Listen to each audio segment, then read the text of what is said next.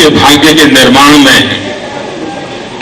चुनाव प्रक्रिया का बहुत बड़ा महत्व है और चुनाव प्रक्रिया में बहनों की भूमिकाएं, महिलाओं की भूमिकाएं जितनी व्यापक होगी, जितनी असरकारक होगी, उतना ही आगे का रास्ता ज्यादा अनुकूल होगा। और इसलिए मैं आज इस माध्यम से सबसे आग्रह करता हूं कि अवश्य ही 9 मार्च का उपयोग मतदाता जागृति के लिए, मतदाता रजिस्ट्रेशन के लिए एक व्यापक रूप में हो, उसमें भी महिलाएं अग्रिम पंक्ति में रहें। आज भी वोटर संख्या में बहुत साल ऐसे हैं कि पुरुषों की तुलना में महिलाओं के वोटर रजिस्ट्रेशन कम है। 2%, 3% की मार्जिन, वो भी तो मिटना चाहिए। उसके लिए जागृति ही बहुत बड़ा रोल प्ले कर सकती है और उसको हमने करना चाहिए। आज मुझे ज्यादा कुछ कहना नहीं है, महिलाओं से सुनना है, उनके सवाल मुझे समझ रहे हैं। मेरे पास कुछ जानकारी होगी तो मैं देने का प्रयास करूंगा। मैं एंकर से अनुरोध करता हूं कि वो सवालों का सिलसिला शुरू करें।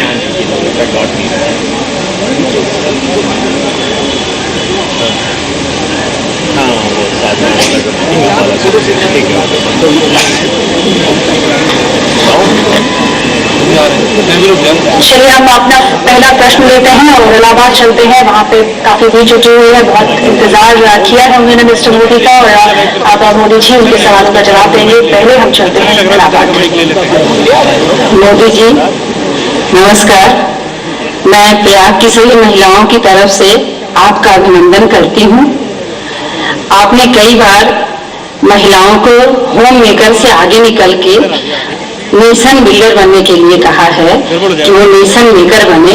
ये किस प्रकार संभव है? आप प्रधानमंत्री बनने के बाद इसको कैसे लागू करेंगे, मैं ये जानना चाहती हूँ।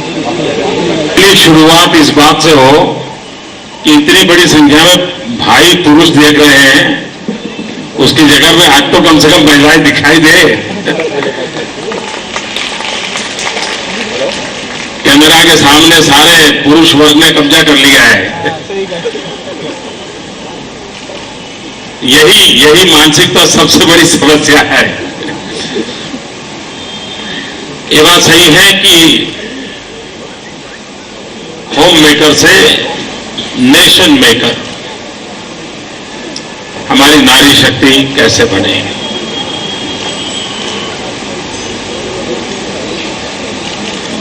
वैसे आज जो नारी की भूमिका है उसमें भी नेशन बिल्डिंग का बहुत बड़ा काम हो ही रहा है, इसका हम इनकार नहीं कर सकते। जिस मां ने छत्रपति शिवाजी को जन्म दिया होगा, जिस मां ने अब्दुल कलाम को जन्म दिया होगा, जिस मां ने सचिन तेंदुलकर को जन्म दिया होगा, जिस मां ने ऐसी सक्षम हमारी बेटियों को जन्म दिया, साहस करने के लिए अवसर दिया, उन माताओं ने भी बहुत बड़ा कंट्रीब्यूशन किया है, बहुत बड़ा कंट्रीब्यूशन किया है। लेकिन उसके साथ साथ ये भी उतना ही महत्वपूर्ण है, ये भी उतना ही महत्वपूर्ण है। एक जो सबसे बड़ा संकट मैं हमेशा अनुभव करता हूं वो है भेदभाव।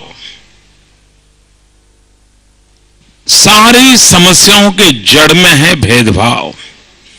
परिवार में भी बेटे की तरफ देखने का दृष्टिकोण एक, बेटी की तरफ देखने का दृष्टिकोण दूसरा। बगल के गांव में पढ़ने के लिए जाना है, बेटा है तो हाँ बेटा जाओ, बेटी नहीं बेटा दूसरे गांव में तुम मत जाओ। ये जो एक फियर साइकोसिस भी है, एट द सेम टाइम भेदभाव भी है। इससे मुक्ति पाना, इसके लिए एक सामाजिक जागरण भी, अवसर भी, ये वातावरण बनाना बहुत आवश्यक है। समय की मांग है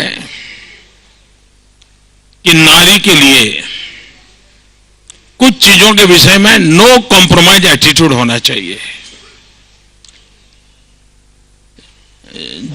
आज हम सेक्स रेशियो देखें तो कितनी पीड़ा होती है।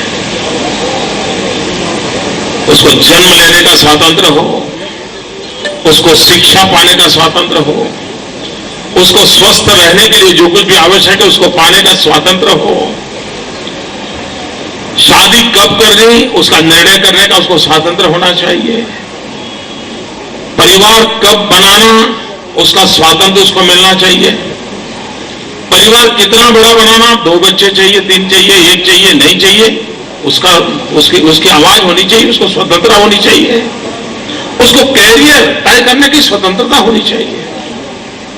हर चीज अगर उसकी किसी और पर डिपेंडेंट होगी तो वो परिणाम हम चाहते हुए नहीं मिलेगा। और इसलिए भेदभाव से मुक्ति कैसे मिले, और मैंने जैसे कहा freedom of thought, freedom of education, ऐसी अनेक बातें हैं जिस पर अगर हम बल देते हैं तो हम इच्छित परिणाम प्राप्त कर सकते हैं।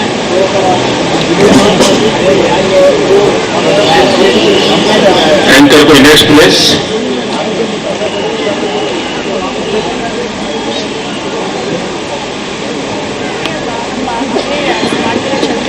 चलिए अब हम अगले सवाल की तरफ चलते हैं। रांची से हमारे साथ मौजूद है कुछ लोग, वो काफी समय से इंतजार कर रहे हैं, काफी एंथुसियास्टिक लग रहे हैं सवाल पूछने के लिए। चलते हैं रांची।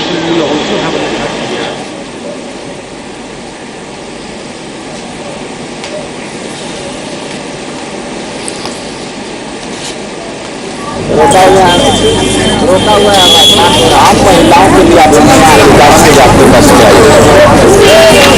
नमस्कार मोदी जी, मैं आपके पिछले सवाल से ही इस सवाल को कंटिन्यू कर रही हूँ। मेरा ये कहना है कि एजुकेशन और लिटरेसी जो है ये वुमेन एम्पावरमेंट के लिए 2 बहुत अहम पहलू हैं।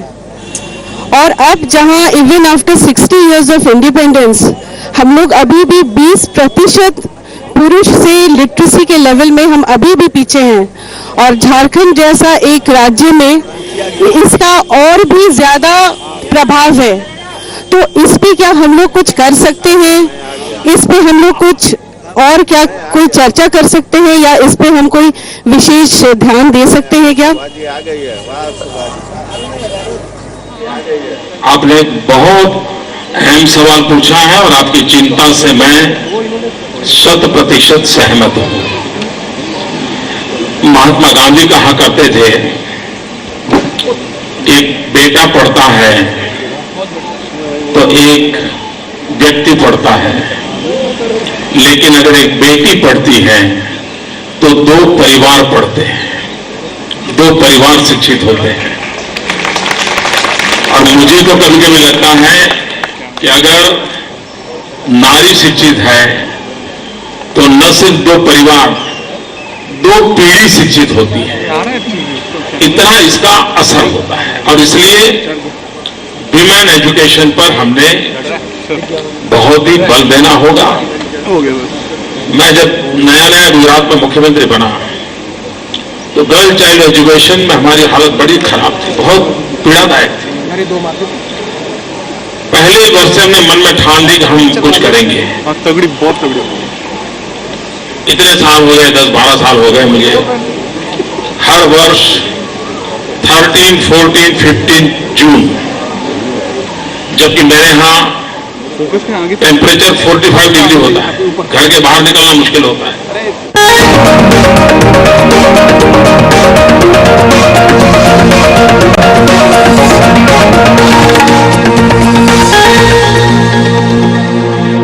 हमने कोशिश करनी चाहिए, उससे अवेयरनेस का लेवल बहुत बढ़ता जाएगा।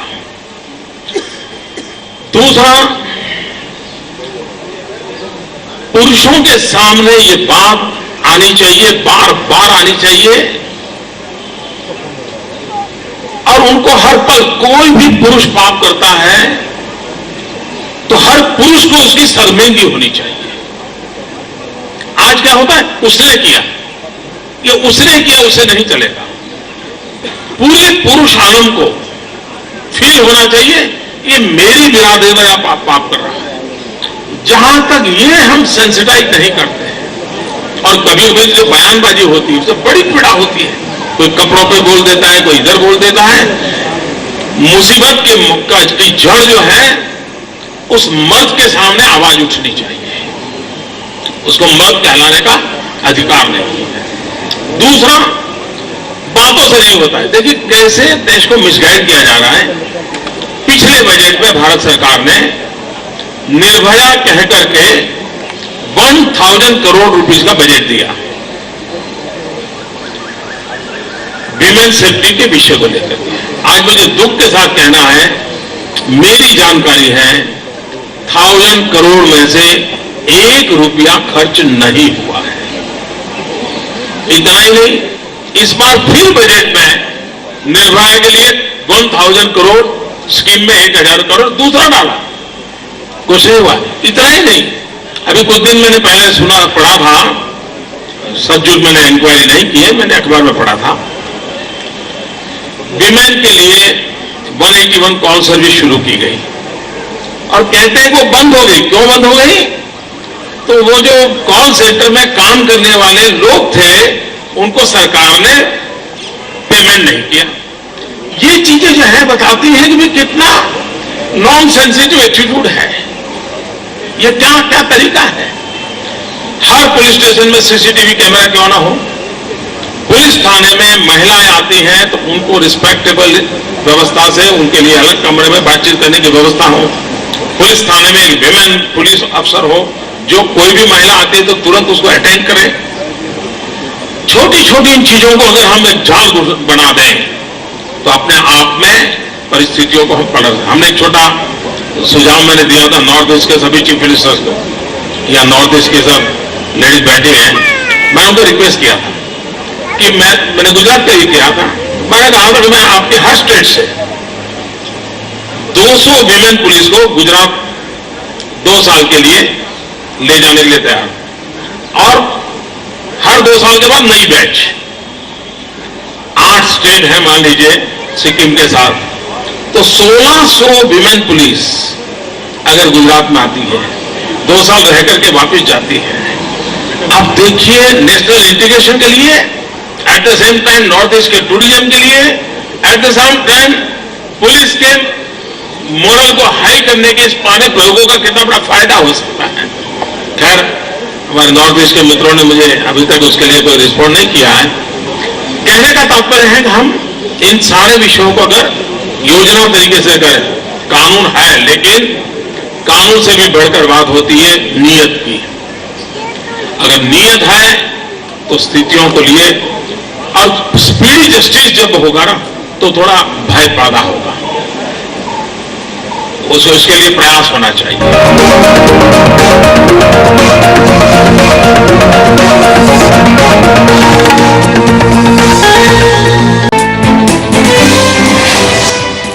आज अंतर्राष्ट्रीय महिला दिवस है और अंतर्राष्ट्रीय महिला दिवस के मौके पर नरेंद्र मोदी ने आज दिल्ली में चाय की चौपाल सजाई है। सीधे सीधे वो संवाद कर रहे हैं महिलाओं के साथ, महिलाओं से जुड़े जो मुद्दे हैं, जो सवाल हैं, उन्हीं के जवाब दे रहे हैं। 1 साल से पूरे देश को तो चाय के सहारे जहां पर सत्ता तक पहुंचने की कोशिशें जारी हैं नरेंद्र मोदी की, वहीं अरविंद केजरीवाल नरेंद्र मोदी पर निशाना साध रहे हैं। अरविंद केजरीवाल का कहना है कि नरेंद्र मोदी उनसे डर गए हैं।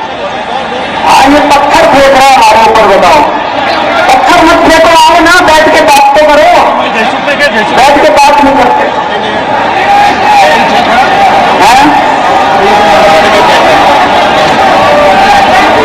ये पत्थर आया है, पत्थर फेंक रहे, बताओ हमारे ऊपर। ऐसे जीतेंगे मोदी जी चुनाव, पत्थर फेंक फेंक के जीतेंगे। हम कह रहे हैं भाई आओ, मोदी जी ने क्या क्या काम करा, थोड़ा सा चर्चा करते हैं। एक आदमी आ जाए वहां पे चर्चा करते हैं, चर्चा नहीं करेंगे।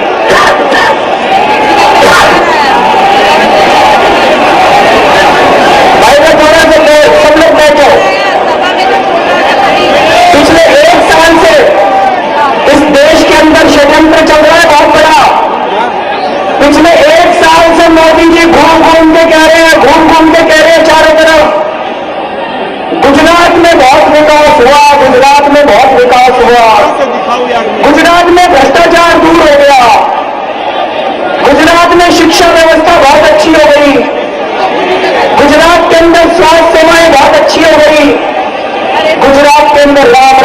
गया, गुजरात के अंदर राम राज्य आ गया।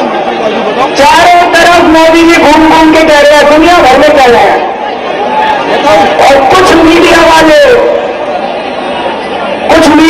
प्रचार कर रहे हैं कि मोदी जी जैसा शासक ही नहीं हुआ आज तक भारत के इतिहास में। कुछ मीडिया वाले कह रहे हैं कि बहुत अच्छी गवर्नेंस करनी आती है मोदी जी को। कुछ मीडिया वाले उनको बिल्कुल भगवान के रूप में। चलिए इंदौर चलते हैं सीधे, वहां पे भी प्रश्न लेके लोग खड़े हुए हैं। ये जानते हैं कि क्या सवाल है उनके मिस्टर मोदी से।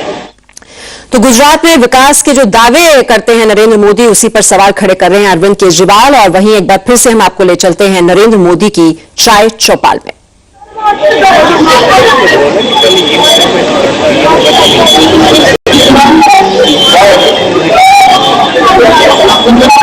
इंदौर से आवाज ठीक कीजिए।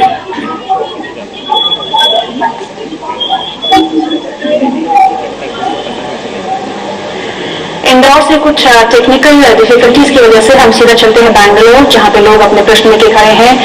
बैंगलोर के लोग काफी एंथुजियास्टिक हैं, जानना चाहते हैं मोदी जी से कुछ सवालों के जवाब।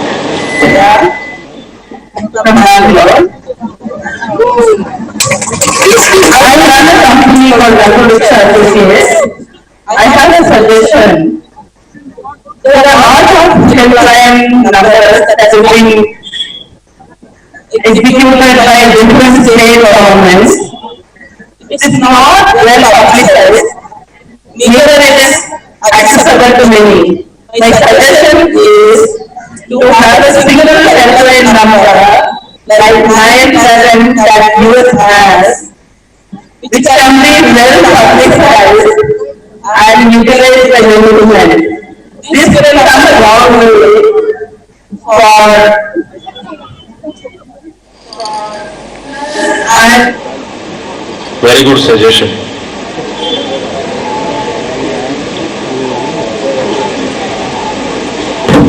शिलेश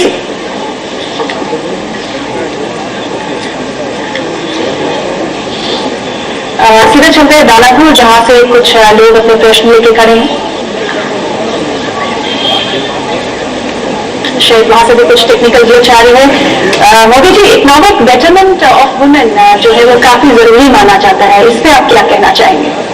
ये बात सही है कि हम जब विमेन एम्पावरमेंट की बात करते हैं तो उसमें एक प्रमुख आवश्यकता जो मुझे लगती है वो आर्थिक स्वातंत्र्य की लगती है। अगर वो हर बात में डिपेंडेंट है, सब्जी लानी है तो पति को सुबह पूछोगा, फिर उसका मन हमेशा दबा हुआ रहता है। आर्थिक स्वातंत्र्य, इसके लिए महिलाओं को अवसर मिलना चाहिए। दूसरी बात है, आर्थिक प्रवृत्ति में उनकी भागीदारी बननी चाहिए। अगर भारत को अपना जीडीपी बढ़ाना है, अगर हमारी 50% पॉपुलेशन विमेन ये अगर हमारी इकोनॉमिक एक्टिविटी में जुड़ती है, आज नहीं ऐसा नहीं है, आज भी बहुत बड़ी मात्रा में है, लेकिन रिकग्नाइज नहीं करते। जैसे भ्रष्टाचार की वजह से जीना मुश्किल होता जा रहा है। मेरे को एक और बात पता चली, रेवेन्यू डिपार्टमेंट में, नगर निगम में अगर आप अपने नक्शे पास कराने जाओ तो 4 रुपए प्रति स्क्वायर मीटर के हिसाब से बता रहे हैं। कोई बीजेपी विकास फंड में पैसे जमा कराने पड़ते हैं। हाँ जी, गलत है कि ठीक है? कोई बीजेपी विकास फंड है, उसमें पैसे जमा कराने पड़ते हैं। बताते राशन लेने जाओ तो जब आप अपना अंगूठा लगाते हो तो 5 रुपए एक्स्ट्रा देने पड़ते हैं। गलत है कि ठीक है? बता देना जी, गलत है कि ठीक है? ये मेरे को कई लोगों ने कहा था, इसलिए मैं आपसे पूछ रहा हूं। चारों तरफ भ्रष्टाचार का बोलबाला है, चारों तरफ भ्रष्टाचार का बोल। आम आदमी पार्टी ने 49 दिन तक सरकार बनाई थी दिल्ली के अंदर, और 49 दिनों के अंदर भ्रष्टाचार में भारी कमी आई थी दिल्ली के अंदर। ये मैं नहीं कह रहा, टाइम्स ऑफ इंडिया वाले ने सर्वे कराया था, और उस सर्वे के अंदर निकल के आया कि दिल्ली में 49 दिनों में जब केजरीवाल समाज की सरकार थी तो भ्रष्टाचार के अंदर दिल्ली में भारी कमी आई थी। पुलिस वालों ने दिल्ली में रिश्वत लेनी बंद कर दी थी उन दिनों में। ट्रांसपोर्ट डिपार्टमेंट में जितने दलाल खड़े थे सारे दलाल भाग गए थे। लोगों को ड्राइविंग लाइसेंस बिना रिश्वत के मिलने चालू हो गए थे। पहले सरकारी अस्पतालों के अंदर दवाइयां नहीं मिला करती थी, इन 49 दिनों की सरकार में लोगों को सरकारी अस्पतालों में दवाइयां मिलनी चालू हो गई थी। जो काम मोदी जी 11 साल में नहीं कर पाए, आम आदमी पार्टी की सरकार ने 49 दिनों के अंदर करके दिखा दिया।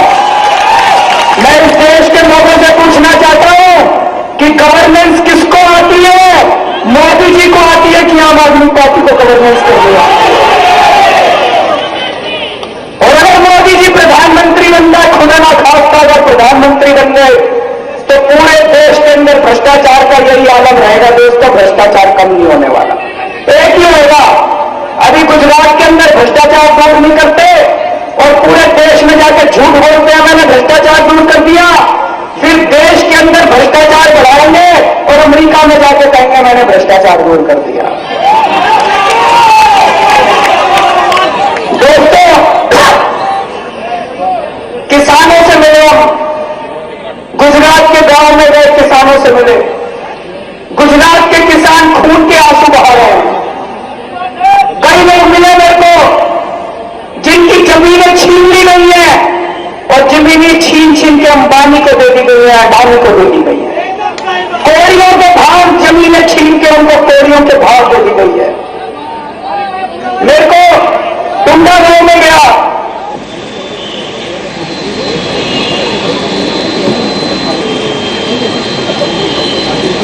चलिए चलते हैं दानापुर पटना, जहां से लोग अपने सवाल लेके खड़े हैं। दानापुर पटना।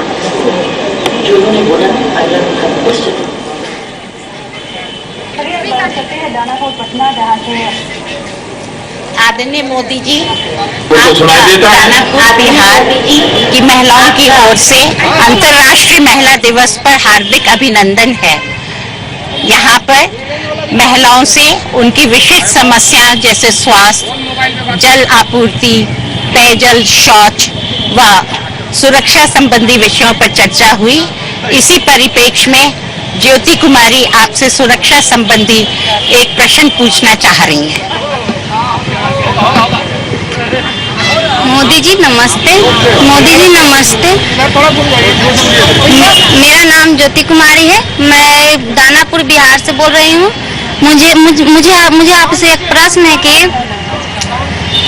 पुलिस के पास जाने में महिलाओं की बहुत सुरक्षा नहीं है, तो क्या किया जाए कि पुलिस के पास जाने में महिलाओं की सुरक्षित किया जाए?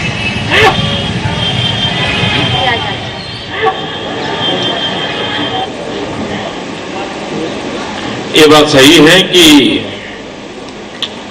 हमारे देश में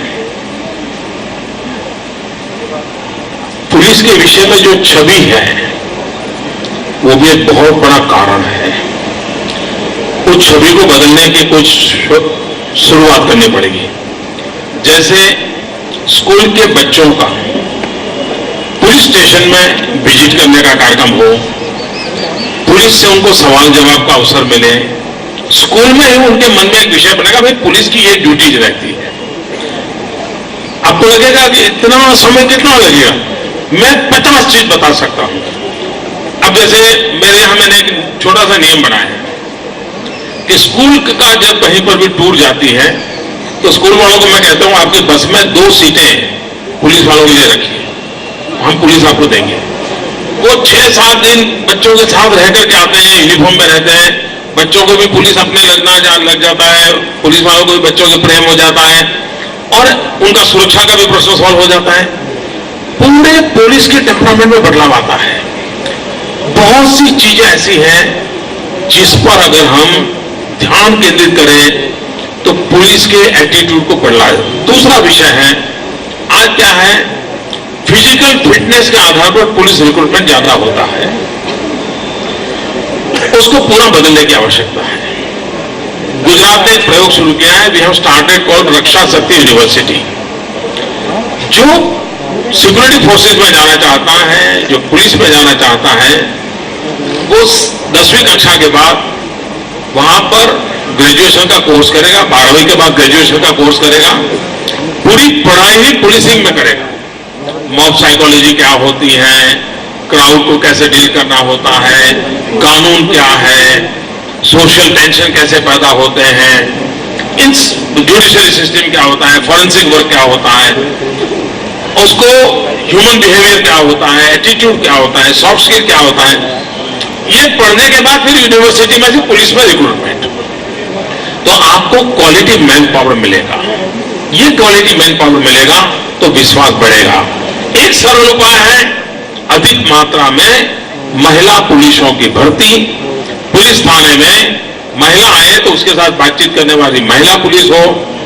ये अगर हमने शुरू किया तो अपने आप महिलाओं में विश्वास बढ़ेगा।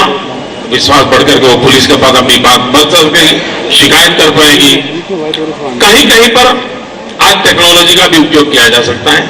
रूबरू में नहीं जा सकते, टेलीफोन के आधार पर अपनी बात रजिस्टर करवाएं और पुलिस उसको एक्शन ले, तो उसके अंदर एक हिम्मत आ जाएगी कि रूबरू नहीं जाना पड़ेगा, मैंने टेलीफोन पे बता दिया है, मुझे रिस्पांस मिला है।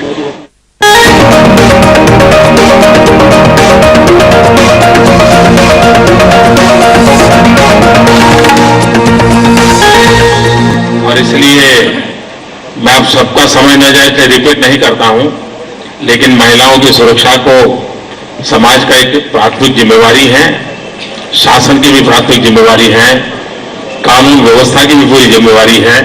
ये मैंने विस्तार से विषय अभी कुछ ही समय पहले सबके सामने रखा था और मैं 14 तारीख को शायद संबलपुर आ रहा हूं उड़ीसा, तो उस दिन जरूर मैं विस्तार से आपके इस सवाल पर चर्चा वहां आकर के करूंगा।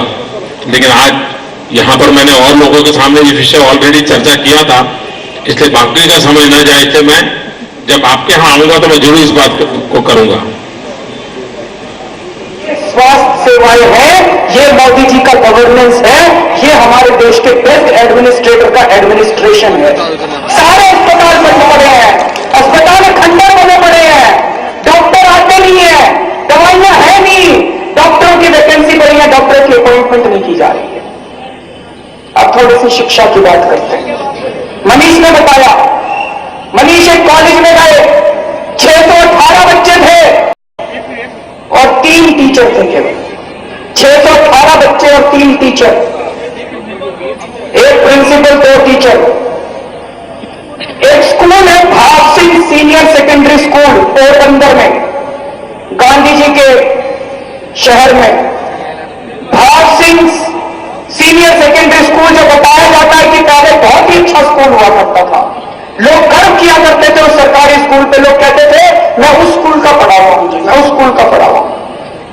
गोपाल भाई वहां पे गए, उन्होंने बताया पूरा स्कूल खंडर बन चुका है,